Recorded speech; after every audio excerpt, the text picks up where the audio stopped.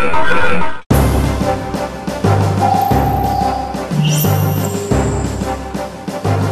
Hacker News Network presents HNN Cast with your host, Space Rogue.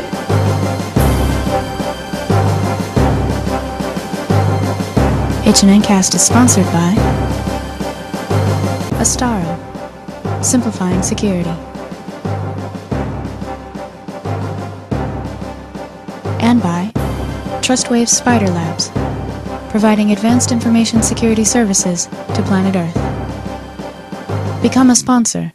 Email sales@hackernews.com.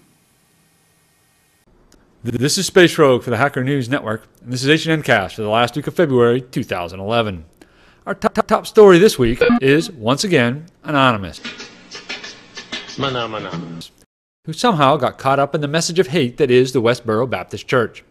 You may have seen WBC church members at a local funeral for a fallen service member preaching their extreme anti-gay message. Anyway, someone at Anonymous, or possibly someone from the WBC themselves, sent out a press release claiming that Anonymous was going to target the WBC website with DDoS attacks. WBC's response was, quote, "Bring it." This prompted another press release from Anonymous, claiming that they never released the first one, and that while they disagreed with the WBC message, they did support their freedom of speech. Of course, all of this brought the attention of The Jester, who proceeded to aim his Xerxes attack tool at the WBC website and took it offline several times. Then, during a live radio talk show, The David Parkman Show, with members of Anonymous and the WBC Church, the website for the WBC Church was defaced during the show, and Anonymous, he doesn't forgive, he does not forget, his group has over 9,000 penises, on the show took credit for it. So much for bringing it. Last we checked, none of the WBC sites were responding at all. It appears as if the WBC may have just given up and took their sites down on purpose, at least temporarily. So just in time for the RSA Security Conference 2 weeks ago, McAfee released a FUD-filled report detailing electronic break-ins at most of the major energy companies and laid the blame squarely at Chinese attackers. It's those goddamn Mongolian again! Stop! Stop right there, Mongolian! They gave their report a catchy title, Night Dragon, ensuring that the media had a strong brand to grab onto. Now, just as the report fades from the headlines, new sources surface to leak the names of the energy companies involved. According to Bloomberg, some unnamed sources fingered Exxon, Mobil, Shell, BP, Marathon, Conoco, and Baker Hughes as the 6 major energy companies listed in the McAfee report. Are there any other major energy companies? None of these companies have disclosed any breaches in their financial filings, and only Baker Hughes went on the record to confirm the allegation that they were indeed breached, but that no financial losses occurred. It's getting to the point where if you don't have Chinese inside your network, then you're nobody. We briefly mentioned the case of Byron Sohn, the computer security researcher and member of Toronto's Hack Lab hackerspace, detained and charged for allegedly attempting to discover vulnerabilities in the $1.2 billion security arrangements for the G20 summit in Toronto, Canada, back in July. We haven't really been able to give you many updates on the case since then, due to a media blackout imposed by the courts. But there have been some new developments in the case that we can tell you about. On February 22nd, 8 months to the day since he was arrested, jailed, and denied bail, Byron's preliminary hearing finished with all but 2 charges being thrown out. Byron's legal team has not yet asked for bail in this case, and due to the publication ban that the defense requested to ensure he gets a fair trial, they aren't saying why. Supporters of Byron are very keen to share his story. There is a lot to say, but they will wait until the trial starts before starting discussions so as to not to taint any potential jurors. If you want to learn about the case, visit freebyron.org or keep watching HNN. We will bring you what we can as soon as we can. We'll be back with more HNN Cast right after these messages. Hey, this is Johnny Long from Hackers for Charity. You're watching HNN.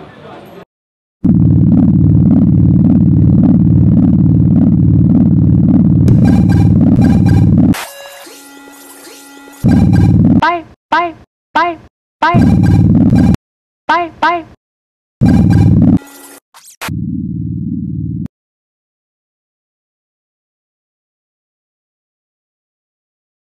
Welcome back to HNN Cast. And yes, there is more fallout from the HB Gary mess, and that is exactly what it is, a mess.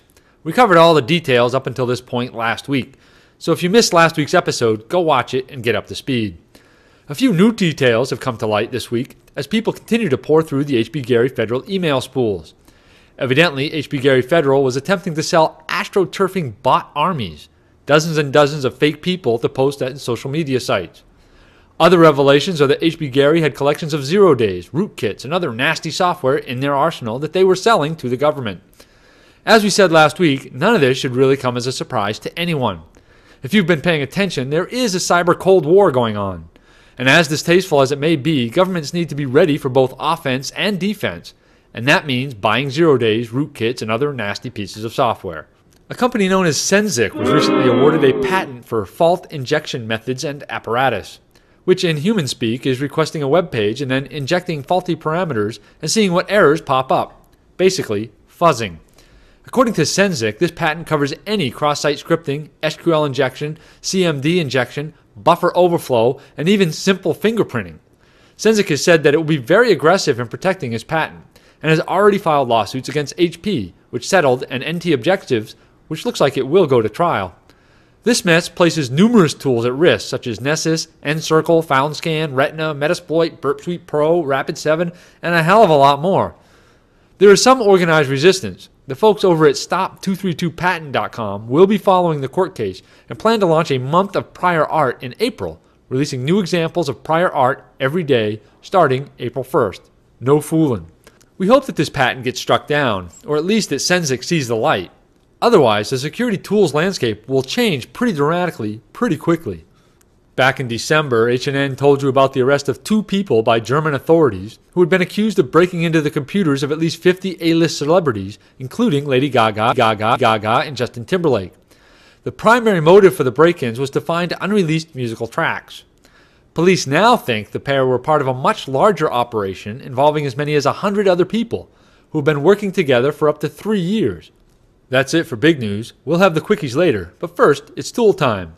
We'll be right back with tool time and the H&N quickies right after these messages.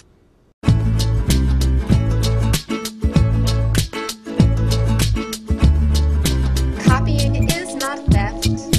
Stealing a thing leaves one less left. Copying it makes one thing more. That's what copying's for. Copying is not theft. If I copy yours, you have it too.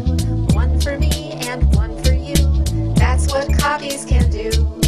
If I steal your bicycle, you have to take the bus.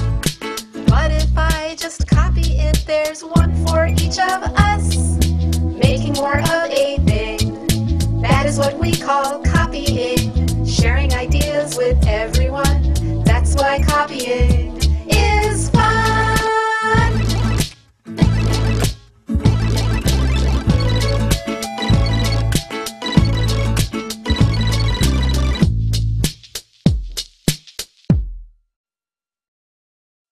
Does everybody know what time it is?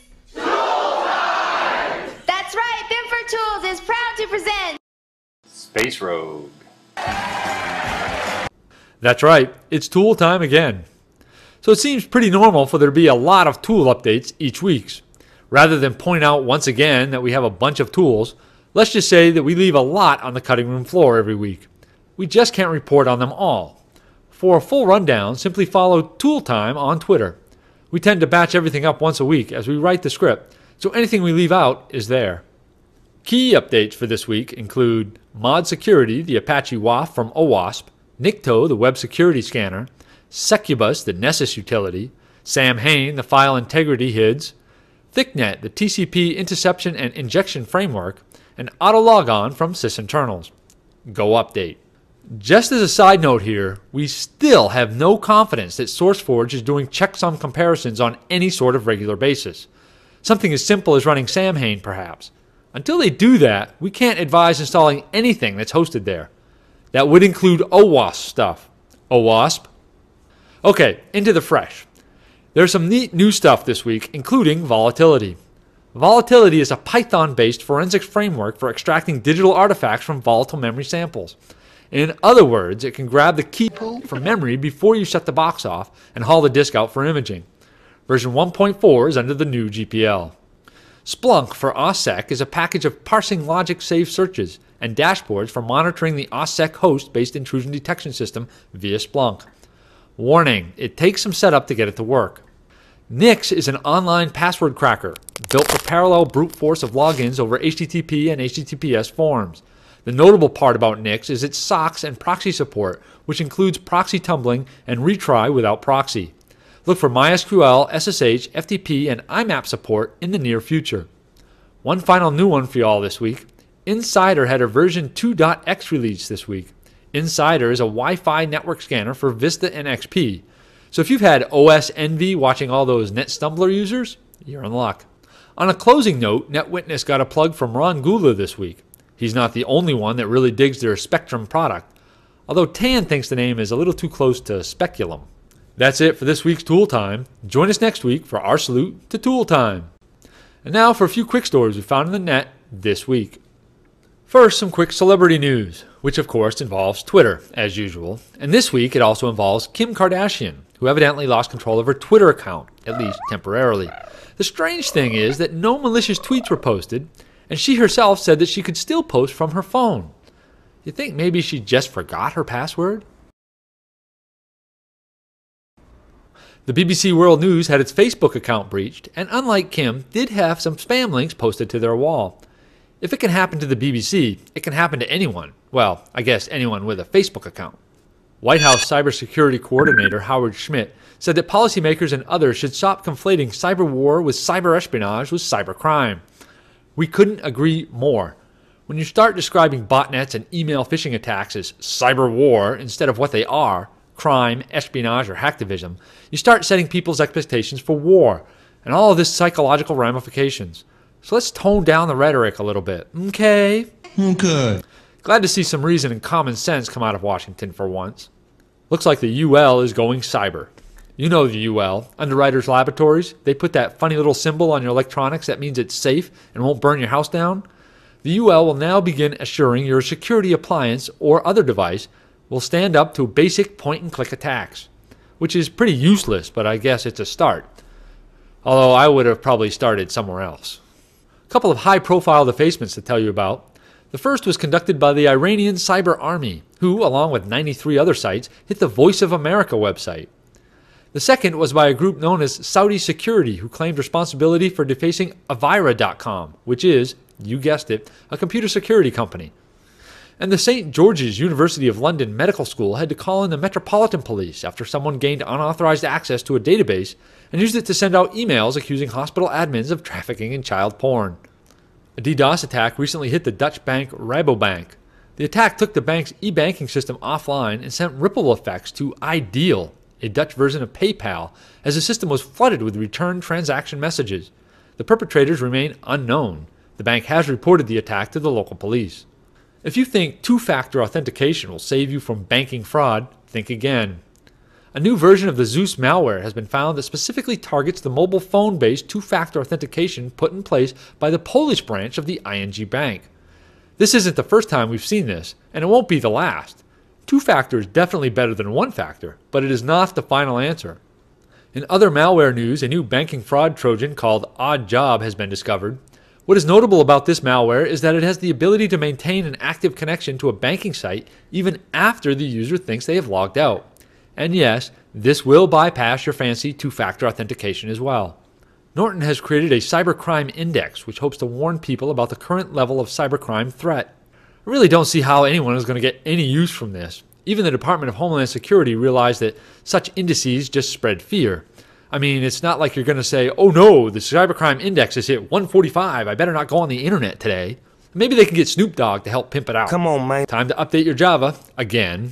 The latest release, Java Update 24, contains over 20 security fixes. Over 20! In Update 24!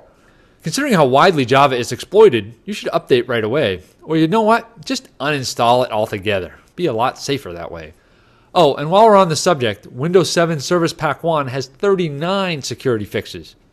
Yeah, uninstall that too. And that's all the quick stories we found on the net this week. That means it's time for your Kung Fu. Kung Fu is sponsored by Source Conference. a global security, technology, and business forum.